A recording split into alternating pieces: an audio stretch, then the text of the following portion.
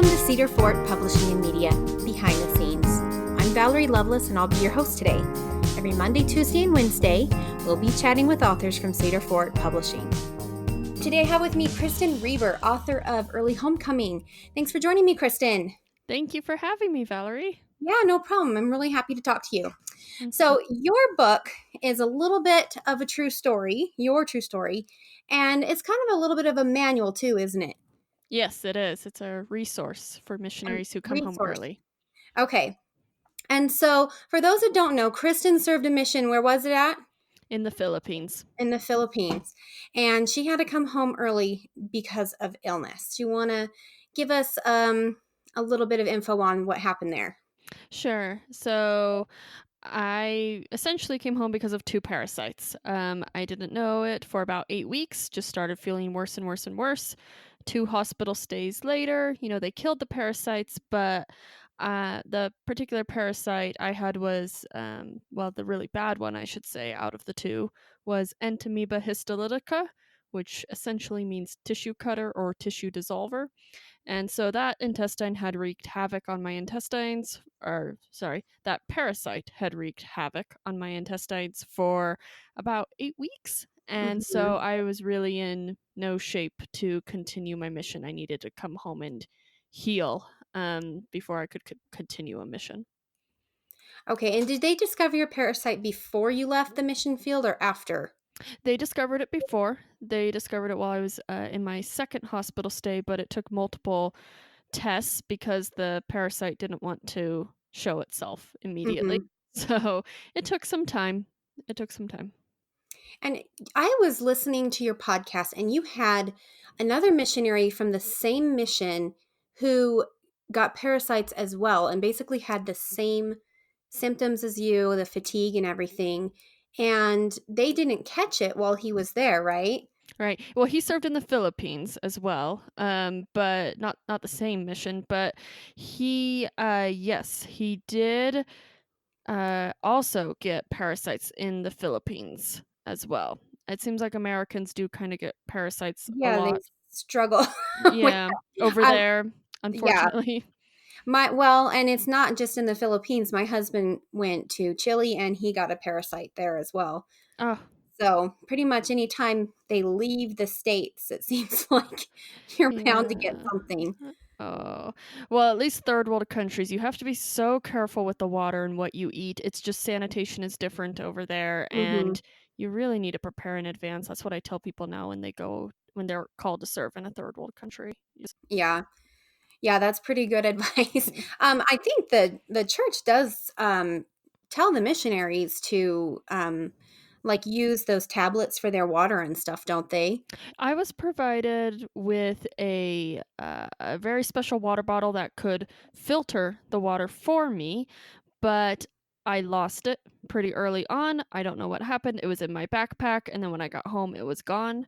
So I probably fell out, honestly, on a tricycle ride. I know that sounds weird in America, but in the Philippines they have these little vehicles called tricycles. And look one up. I won't go into detail on what they are, but they're called trikes or tricycles. And I just remember I didn't have it anymore. So yeah, I'm sure the church has done more since I came home to kind of stop so many people coming home early due to parasites. But I am actually not quite in the know, unfortunately, on all those particular details. So And then your friend Sam, he was that his name? Sam. Oh, Hayden. No. Yes, the one who also went to the Philippines and also got the parasite. I don't know where I got Sam from. Oh, you're good. Anyway, he didn't even know till he got home, right? Because No. the doctors there said, just thought that was a normal parasite because it's normal for them, but it's not normal for us. And so nobody really believed him that he was ill, right? Correct. Yeah, he had H. pylori, which I suppose is common in the Philippines. I don't know how they're surviving with H. pylori over there, but somehow they've adapted. We have not over here in America. So yeah, he was getting blood tests as well, and it came back normal to them, but he was losing a lot of weight. He insisted he needed to go home.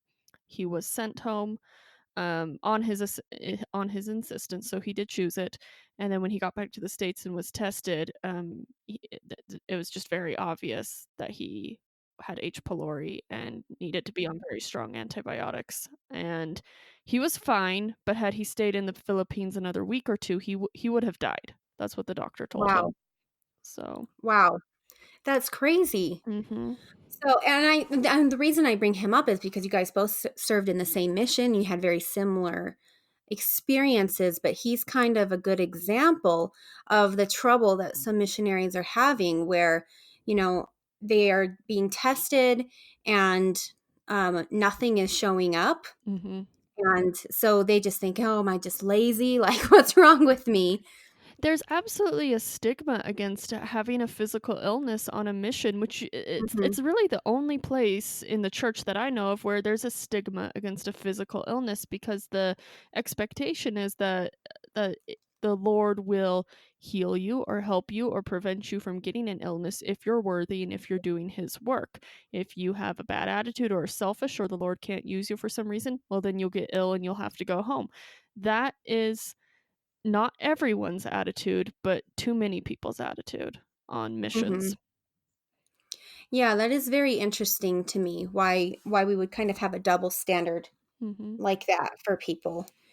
Um, so when you got home, you talk about a lot of other people in the book who had a lot of um, offhanded comments made to them. Mhm. Did you have a lot of those as well?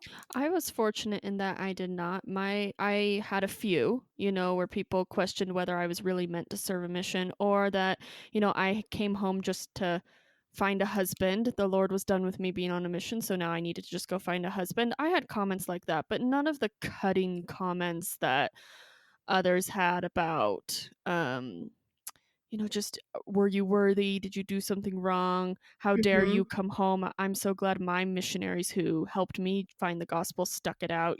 Things like that. I didn't have anything like that, thankfully. But my own shame was very much put on myself.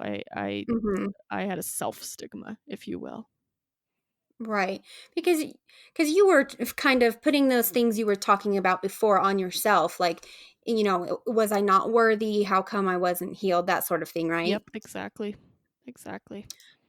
So how did you eventually come to terms with that? What have you discovered that helped you come to terms with that and then eventually led you to writing this book? It took about 2 years. For about 2 years, I just kinda was in denial that I ever served a mission, but then, people would start coming home from my mission and start saying hi to me, in various ways, so I kinda had to face it. I would avoid conversations about missionary work, and honestly, it truly just became exhausting, and so eventually, I decided, there wasn't one moment, but over time, I simply faced the hard feelings that I was trying to avoid. I accepted that I felt like a failure. I accepted that I had hard feelings towards my mission. Um, I just accepted those negative feelings. I let them be there and I didn't judge them. And that was kind of the beginning of my being able to move forward. I stopped running from it essentially, and I decided to embrace my mission experience for what it was, both the good and the bad. And instead of just trying to remember the good or trying to forget it entirely, I accepted it as a whole for what it was, and I began talking more openly about it, just to others, just to my friends and family, and perhaps those who might ask, "Oh, how long did you serve? Where did you serve?" Actually, nobody asked how long did you. Well, they kind of did. They're like, "When did you serve? What time Mhm. frame?" You know, and that would always inevitably lead them to find out I came home early, and instead of just kind of walking away or shutting or changing the subject, I began just being, "Yeah, I came home early." And it was incredible to me actually how many people were kind about it. And Mhm. that also allowed me to be kind towards myself. I mean, it helped at any rate. It helped me with that. I would have I think I would have come to that kindness towards myself even without the kindness from others eventually, but I think it certainly sped up the process. And I always had the book kind of in the back of my mind just because initially I wanted to write it just so that other people would understand that people who come home early are not bad people, cuz I mean, I had that in my head before I came home early that I mean, if you don't finish your mission, then there's something wrong with you. The Lord didn't protect you for some reason or you messed up. And that's just not okay. I was a little bit judgmental, but then I had this experience and I realized, oh, like I just wanted to be understood. And so it kind of started off a bit more of as a memoir, and I wrote a book called My 6-Month Mission and sent it to Deseret Book. It was rejected. That's all right. Deseret Book's not super into memoirs, but I was also okay with that. At the time that I submitted the book, I was about 2 years in and wanting to be understood, but also not wanting to talk about it. So it was fine with me that it was rejected. But then, oh goodness, about 6, 7 years later, I had the opportunity at a publishing conference to pitch my book idea that I just kind of been mulling around in my head. And it just kind of came out as what early homecoming is today. I told the acquisitions editor that I wanted to write a book that would cover every reason for why somebody would come home early, that would help one validate their experience and two help them to know what to do next to move forward, whether that's to go back out on their mission or to simply move forward with their life, how to forgive, how to make peace with themselves, and also for parents and church leaders. I have chapters for them as well in my book. And then I also really wanted to explore the church culture surrounding this phenomena and really understand why this is even a thing in our culture. So I have a whole chapter dedicated to that even. And I wanted it to be spiritual, so there's lots of scriptures and quotes from general authorities. I wanted it to be real, so I interviewed a lot of other people who came home early or parents and church leaders.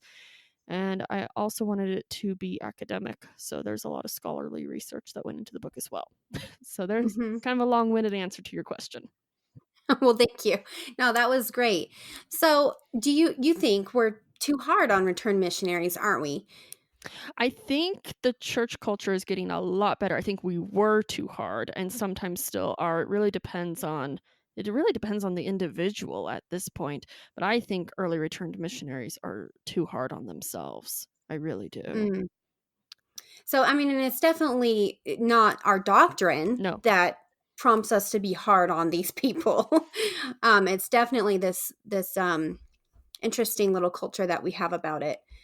So, did when you went through all of this, did you ever consider leaving the church because of your experience? I didn't. I knew the church was true, but I mean, I never had it so bad that I I thought about leaving. I There were times I didn't want to go to church maybe, but I mean, everybody was kind to me. I just wanted to figure out what I did wrong, really. Like I knew the church was true. I just wanted to figure out what was wrong with me. I think that's the thing I struggled with the most.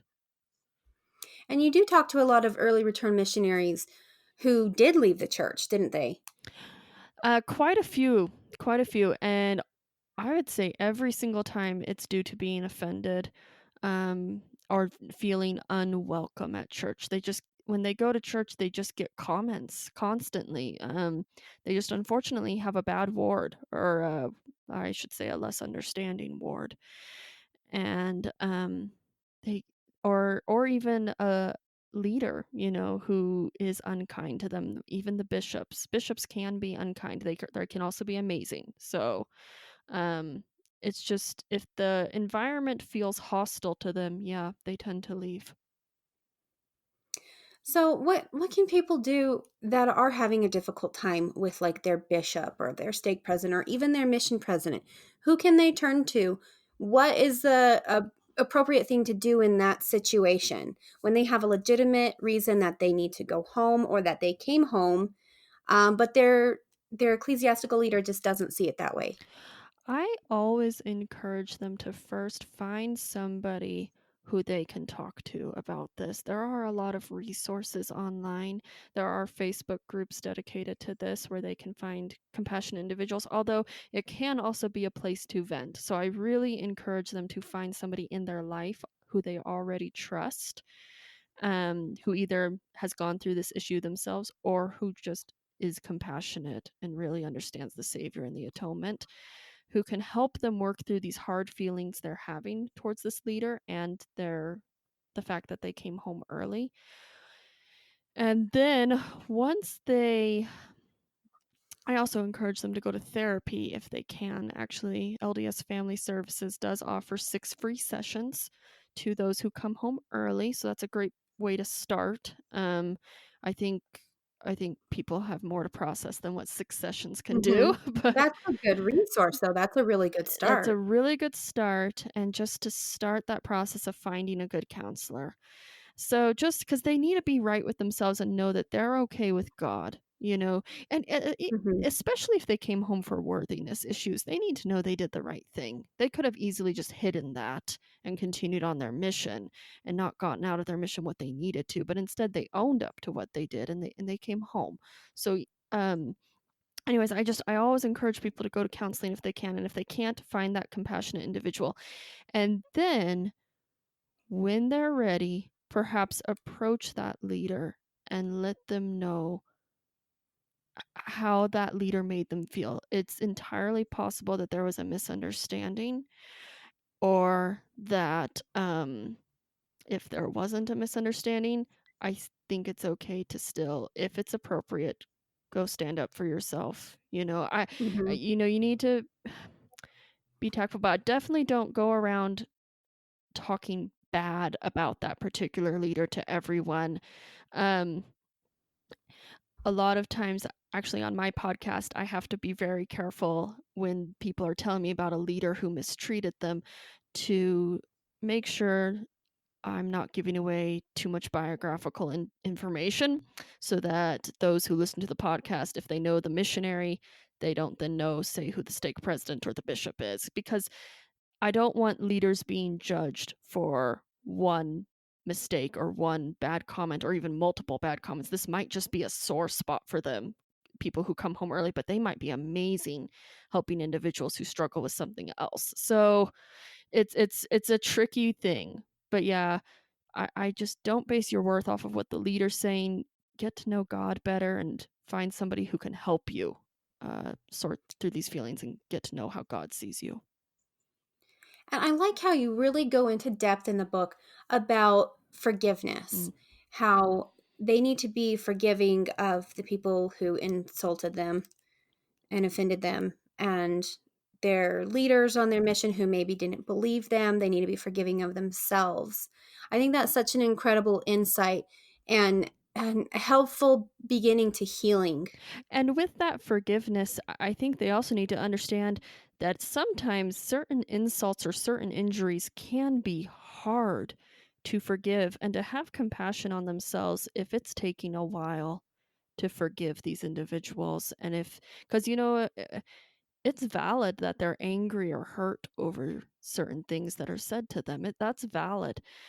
But and anger, it's one of those things that serves us, that's why we hold grudges. It's doing something for us. It's giving us a sense of entitlement. It's making us feel better than somebody. We hold on to it for a reason, but it's not actually giving us what we want. Anger doesn't bring peace, nor does bitterness. It does is breed resentment and hard feelings.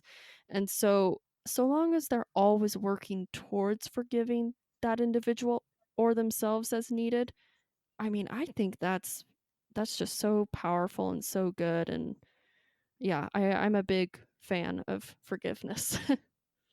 So, some of the things you talk about, the reasons that missionaries come home, and one that's kind of a newer one, I believe. Probably not that it's actually a new phenomenon that is happening, but that we are talking about it, is mental health. Hmm. What are some of the things that they're struggling with on their missions when they have some sort of mental health problem? The two biggest mental health issues that early return missionaries face are anxiety and depression. And even if there's another mental health issue going on, it tends to be comorbid with anxiety and or depression. And Mhm. generally, I find it's situational depression or anxiety. They are away from home for the first time. They are dealing with a complete life change that they weren't most of the time 100% prepared for. They might have been prepared spiritually, but I don't really think there's anything that can mentally prepare you for um, just the complete lifestyle change and the complete thought pattern changes that need to happen when you're on a mission. Also, many times if people go to a foreign country, especially a third world country, there's a lot of culture shock that takes Mhm. place. And they are trying so hard to forget themselves and go to work and not give in to the depression or anxiety, but they're beating themselves up for not adjusting perhaps as quickly as their peers or as quickly as their peers seem to be adjusting. And it just makes the depression and anxiety worse. And so often I talk to those who struggle with those two mental illnesses. Is there a pressure while you're on your mission to um, feel happy and say take joy in the work? Could that be part of the problem with some of them having the depression and the anxiety is because they don't feel happy all the time, so they think there must be something Oh, wrong? absolutely. Absolutely. That was actually a big one for me. I wanted to be the smiling missionary that you see in the pictures. But we don't realize is a lot of missionary work, it's hard and you don't really feel like smiling all the time. And you get rejected daily. You don't always get along with your companion. You're trying to learn a new language sometimes. You're learning to work with the ward or branch leaders. Um, Sometimes you don't always even see eye to eye with your mission president, so you're trying to learn to be humble. And it's kind of a lot to try to take in at once, even for those who do adjust quickly or more quickly. It's a lot to take in. And so I don't think anybody's happy 100% of the time on a mission. And so for somebody who deals with depression and anxiety and just really wants to be happy or just be kind of get back to a normal level of feeling, um, they really think something's wrong with them. They really don't get why they're feeling so sad or so scared. Um, they really think something's wrong with them. Right, because they think, "Oh, I'm doing the Lord's work, I should be happy all the time." Exactly, exactly. Yep. And so they think something's wrong with them at the core, not just Mhm. with their what's going on in their mind. Mm, and that's unfortunate because, we're never promised that we'll just feel joy all the time, No. not even on a mission. No, we forget that trials are part of life and that missions are not Right, exempt. right, right, and I feel like my personal opinion on it is, eh, even if you don't serve a full-time mission, there is something to be learned from every experience, and it doesn't mean that you aren't worthy or you did anything wrong, but you just needed to learn something, and I'm sure, I mean, you certainly have, right? Mhm. Um, you've learned more empathy for I mean, look at what's come of your experiences. You have all this empathy for all these sisters and elders that have come home early and can help them get through this experience. Well, I saw this quote the other day. It's been kind of making its rounds on social media, but I just love it. It says, Satan loves to take what's beautiful and ruin it. Heavenly Father loves to take what's ruined and make it beautiful. So that's what he's done in my life with this trial. And he's really Mhm. taken this horrible, hard experience that I went through, taught me a bunch of stuff through it, and then helped me produce things, my podcast as well as my book, that can help others. And I mean, I couldn't have done this without him. I really couldn't have. The amount of inspiration that flowed as I was writing the book, it just even as I was pitching the book, like I didn't know that I wanted to write a resource book. I just wanted to write a book that would help people, but I didn't quite know what Mhm. shape that would take. But God knew what shape it needed to take. So he put the thoughts and ideas in my mind. I really, it just was like inspiration was flowing as I was pitching this book idea to the editor. And then it continued as I was writing the book and doing my research, kind of just what should I research? Well, how does this chapter need to go? And I would think on it and, I do the pondering and the necessary work, but then the inspiration would come.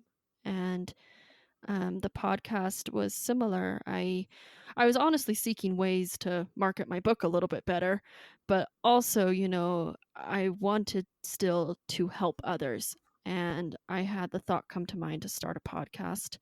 And I'm actually not really much of a podcast listener, so I was really taken aback by that. I was like, I don't even really listen to podcasts. How that's just so arrogant to think I could actually start one.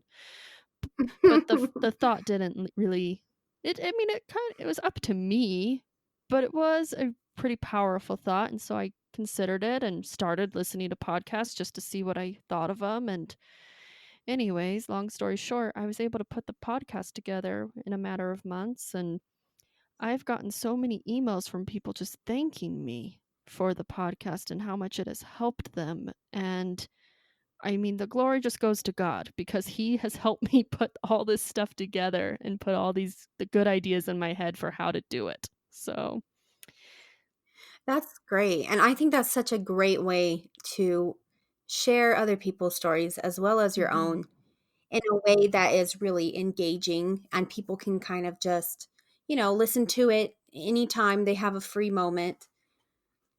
I'm all for podcasting. I am too now. I have been converted. Yeah, I think they're kind of the reading of the future. Oh, they are definitely. Yeah. Yeah, I mean, it's better than, you got talk radio and it's just commercials, commercials, commercials, and it's all political and everything. And then with podcasts, you can choose what you want, what topics and who's talking about them. They're pretty Mhm. awesome. I agree. Okay.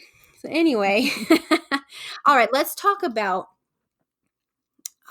what do we say? What do we say to, let's start with the return missionary who came home early because of health problems. What do we say? What do we not say? Oh, this is one I get asked a lot. What do I say?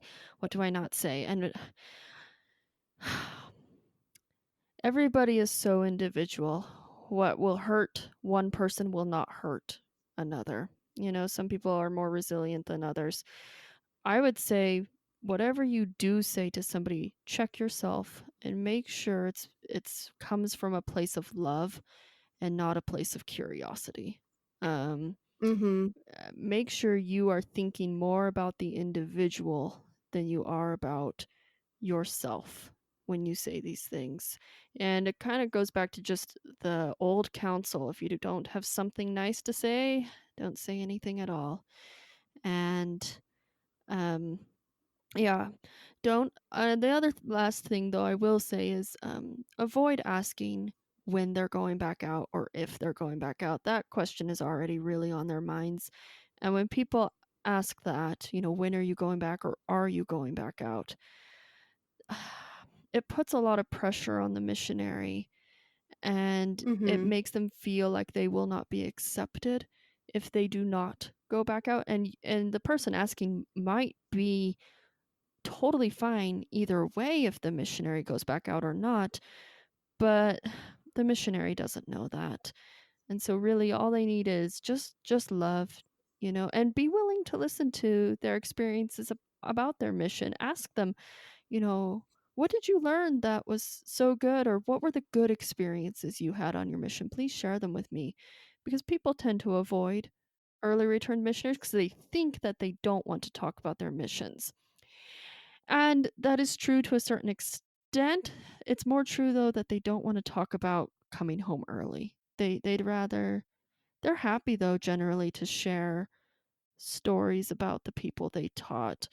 If they came home from the MTC or weren't in the field for too long, um I would say you can still I would still say you can ask them what they learned, or you can say, hey, if you ever want to chat about your mission, even if it was only 6 days long in the MTC, I'm happy to chat because I remember the MTC. But mostly just b- listen to the spirit. That's really what I would encourage, and do it out of love, not out of curiosity. Yeah, and I feel like I've had people ask me kind of probing questions before, and you can feel it when they're not really interested in how you're actually feeling or what's going on with you. They're just Hmm. nosy. I think you can I think you can really feel it. I agree, and it's uncomfortable, you know, and also be willing to read the missionaries' expressions, even if you're coming from a place of complete love and welcome home, elder, or welcome home, sister. If they're a little dismissive, like thank you, and they just kind of want to be left alone, don't take it personally. They need time to Mhm. process, and let them be. Let them be, but don't ignore them after that. Just still continue to greet them Yeah. and let them come to you, and they will come around, especially if they do feel that love. But if they feel like you're just probing or curious, they're going to avoid you. They will. Let's talk about marriage. Oh, all So, right. a lot of your a lot of your story, and as we all know, the story is you come home and they say, "Go get married now," Right, right? right. Go to school, go get married. So a lot of your stories included missionaries that couldn't date a lot of LDS girls because they came home early, regardless of if it was for worthiness issues or Mhm. not. So, what would you say to those girls? Oh, I would say first off, I get it because of who I used to be and how I used to think. I used to want that returned missionary, who completed his mission. That's kind of what we're taught growing up, as girls, that you date a Mhm. returned missionary, not an early returned missionary. Even though Elder Holland has his thing about how even if you return early, you're still a returned missionary. I just wanted to throw that little plug in there for Elder Holland. But it's a great 9-minute video. However, I would say to those girls, you have not yet had the experiences that will help you to see the individual for who they are. You're still just looking at the resume, and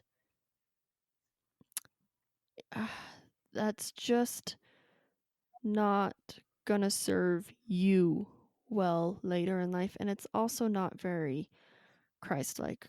I mean, Jesus Christ himself, he didn't care 1 ounce for resumes. If he did, he would have been hanging out with the Pharisees and Sadducees all day long. Mhm. Instead, he hung out with the sinners. He hung out with the publicans. He hung out with the lepers. He hung out with those who needed to be healed and succored. He had compassion on those who struggled. He was always there for those who needed him. And he was willing to get to know the one, to get to know the individual. I mean, he performed the atonement. So that shows how much he was willing to get to know each of us individually. So if there's anyone out there listening who is dating or considering dating somebody who came home early, whether it be for worthiness issues or not. Now, worthiness, it can be, I would always recommend you just make sure that they're, it depends on what it is. I have to be so careful with this. I don't dismiss Mhm. them because of the worthiness issues, but if it's a sin that concerns you, make sure that they are resolving it or have resolved it. But if they came home early due to health issues, mental health or physical health, or personal choice or homesickness, something like that, try to have compassion and see the individual for who they are. I understand too wanting to marry somebody who will see something through, who will be committed to something. You want them to be committed to you and to the marriage, of course. And sometimes the thinking is, well, if they weren't committed to their mission, if they chose to come home or just couldn't see it through for whatever reason. I mean, I get it, but if the spirit is telling you it's okay, keep going. We all have our baggage. We None of us are exempt. Um, Not even the girls who are hesitant to date early return missionaries. They have their stuff too.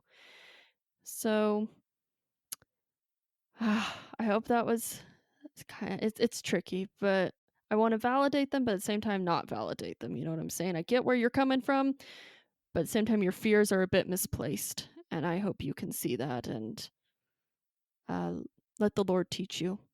Um, and don't be afraid to date them. Most of them, in fact, goodness, just like most return missionaries, most of them are good. Some of them are not so great. You just got to be careful. I'm kind of stumbling over Yeah. my words now. Anyways, Well, here's my little tidbit that I learned when I was young, and I had my very strict rule that I would not date anyone who wasn't a return missionary. Well, I dated a return missionary and he was awful. He was not a good person at all. And he did serve a full mission. He supposedly returned home with honor and he was not a good person. So you do have to take them on an you individual do. So don't basis. actually, yeah. So my advice, actually, now that hearing that, don't look at the title. Don't look at returned missionary or early returned missionary. Just get to know that individual. Hmm. Forget the resume. Just forget the resume. And there's Yeah. plenty of people too who didn't serve missions who are amazing and would be way better Hmm. spouses than somebody who served the full mission. Yes. Okay, so Yep, that's true. mhm, That is very true. We had a bishop who didn't serve a mission, and he was amazing. He was yeah. fantastic. And I know he had to combat that question all the time. Where did you serve, bishop? But he handled it well. Okay. I want to talk about this next topic in kind of a not gossipy, sensational way, but more in like an educational way. Um, but it is kind of a little bit um uh I don't know what the right word is, but let me just ask the Sure. question and then you'll understand. What are some of the most shocking stories that you've heard from other early return missionaries? My goodness, some of the most shocking. Um, the we've actually already talked about the one that shocked me the most. My friend Hayden, who had H. pylori, was called a quitter by his mission president when said he was feeling ill and really needed to go home. That shocked me. Um, Yeah, and he had difficulty with the mission president's wife as well, didn't he he? certainly did. Yeah. Yeah. There Yeah, that was shocking to me as well. Yep. There are other stories. We don't want to get too sensational. Just about it, they're generally about mission presidents, actually. Mm. Just mission presidents who themselves had to leave. I heard about one who had to leave due to his own worthiness issues, couldn't complete his own mission as a mission president. Um, Another one who wouldn't listen to a missionary who was complaining that his companion was uh making out with other sisters in the mission and things like that. There's been some pretty terrible things in regards to the mission presidents. I have also heard wonderful stories about mission presidents, and I really think that those particular mission presidents who call their missionaries quitters or don't listen to their missionaries or just have their own issues going on are very, very few and a very small percentage. But it is Mhm. shocking hearing these things. um, One thing that you do learn on a mission, and that I have learned since continuing learning more about missions since coming home, is that people are human. And I think we sometimes put too much weight on what other people think of us, especially those who are authority Mhm. figures, which is why I think it's so important to develop our own relationship with God and receive that personal witness from the Spirit, whether or not what somebody's saying is true.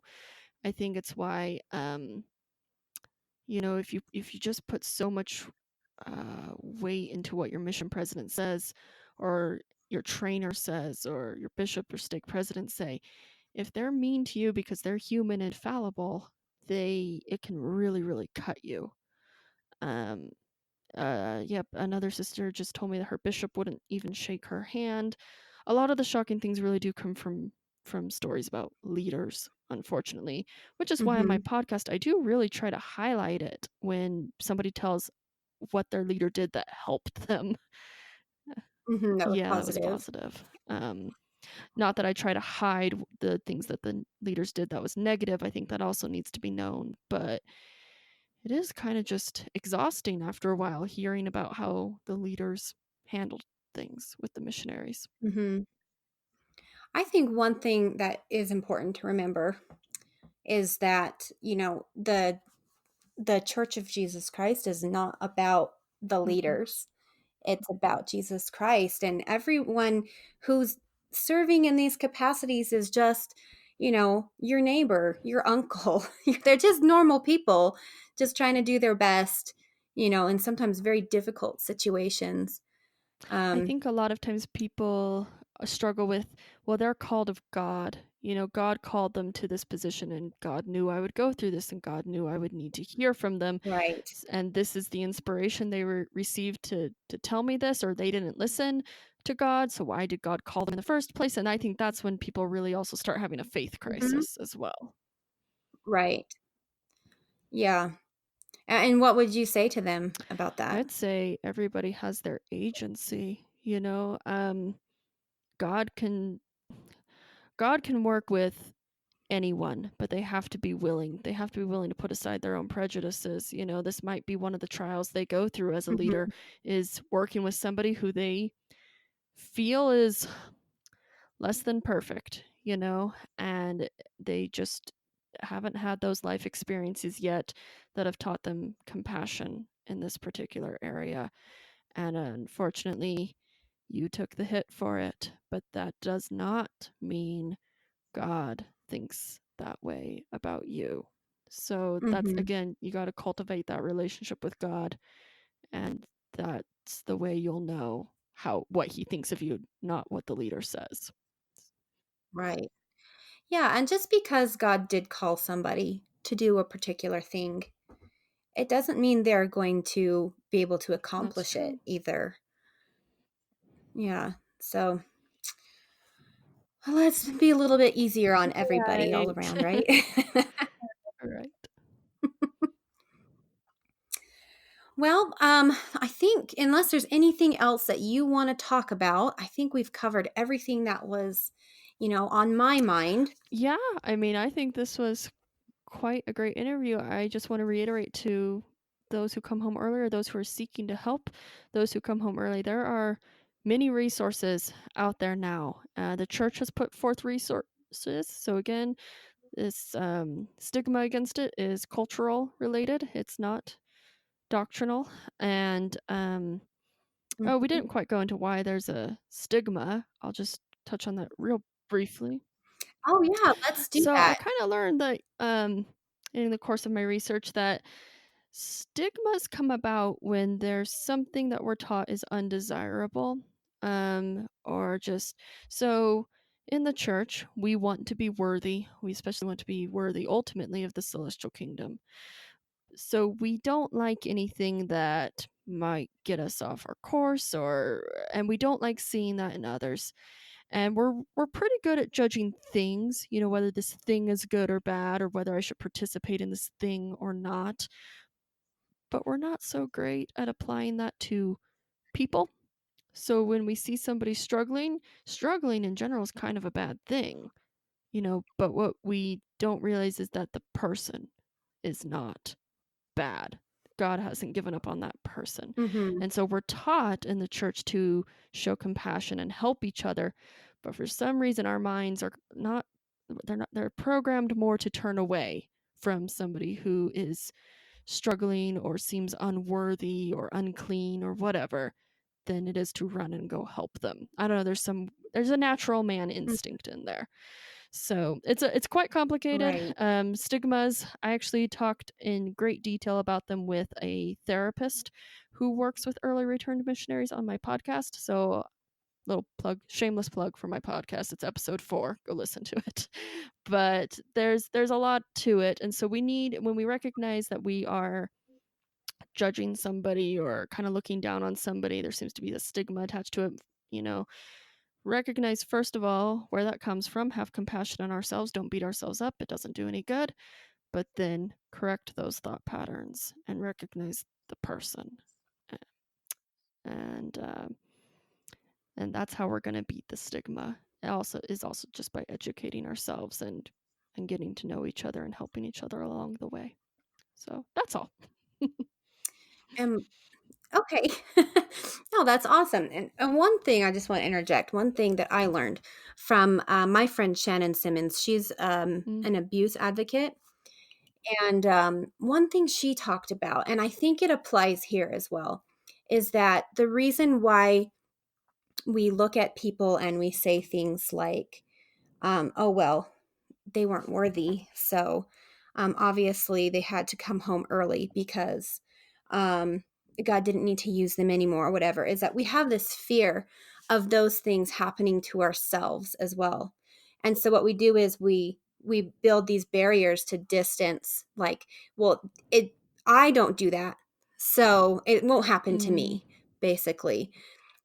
And I think that's kind of the same thing that's happening with, these people in the church. They're kind of building this wall like, oh, I can't lose my faith. I didn't come home early from my mission. So there must be something different yeah. about them, Don't want to let it you affect know, us. Yep. that that yeah, that I don't have. And so therefore I'm safe and I'm not like Yep. them. So We do. We don't want to let these bad things into our life, but we're like, "Ugh, it's not a bad thing. It's not even a bad person. It's just, yep. They have a hard time understanding that.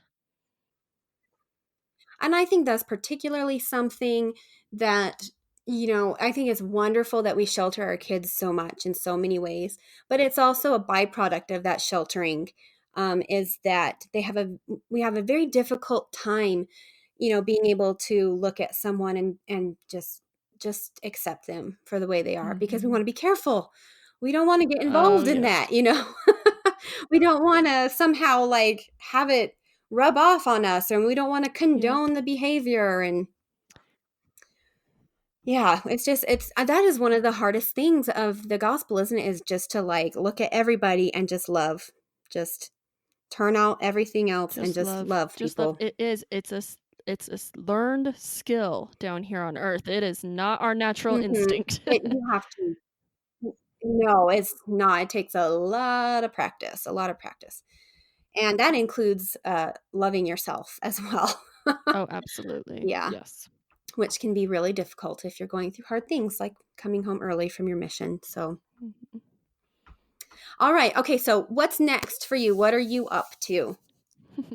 Well, I am currently working as an operations manager for Latter day Saint Publishing and Media Association, and we have our big conference coming up in just about a month here. We always have a fall conference. It's actually the same conference, or same association's conference that I pitched my book Early Homecoming at. So we have just so many wonderful people coming this year. John Groberg, T.C. Christensen, Janice Cat Perry, Orson Scott Card, Mitch Davis, who is the director and producer of The Other Side of Heaven. And then we also have agents coming from New York for pitch sessions. It's just an amazing conference, and I really love being involved in publishing. It's my passion. I always wanted to be a writer, but now that I'm kind of more in the business side of publishing, I adore it all the more. And I really love the people that I work with on the board of LDSPMA, is that the acronym for the organization? And that is what I'm doing. And I'm also a mother of two little ones. And so between the book, the podcast, LDSPMA, and my kiddos and my husband, gotta hang out with him too sometimes. I am You're busy. plenty busy. Yeah. So I don't know what my next book project is going to be. I would love to write another book, but I've got enough on my plate at the Mhm. moment. Yeah, and now I didn't know you were on the board, you said, of the LDSPMA? I work for the board, but I'm at all the Okay. board meetings, and they appreciate my input, and I kind of do a lot of the behind the scenes running of the Cool. organization. So they call the shots, but I kind of run the show. So Oh, nice. Yeah, I was hoping to go this year, so hopefully I'll see you there. Oh, good. Good. You should come. You'll love it. Yeah, hopefully I can get there one of those days. Hmm. Hopefully that will work out. Okay, and so where can everyone find you on social media? Well, you can find me on Instagram at author_Kristen Reber. If you're interested in early homecoming specifically, well, anyways, there's a lot that I do on Instagram. However, you can find me at facebook.com/early homecoming. Those are my two sites, and then my profile page is still private. It's just still for people I actually know. So please go to one of those two other options. Or you can find me on LinkedIn if you would like Oh, as okay. well. And then LinkedIn Kristen Reber. what's the address for the LDSPMA? LDSPMA.org. Okay, Uh, easy. mm-hmm. Easy to Very find. easy. Oh, and if y'all are interested in going to the conference, use the code KREBER, KREBER, for a 35% discount off of your registration. Ooh, awesome. I'll be using Mm-hmm. that. Yes. Okay, all right. Well, thank you so much, Kristen. It was really great speaking with you. I've learned so much from reading your book and talking to you. This was, I know people who came home early, and I didn't realize that they were generally struggling so much. I just had it just wasn't on my radar.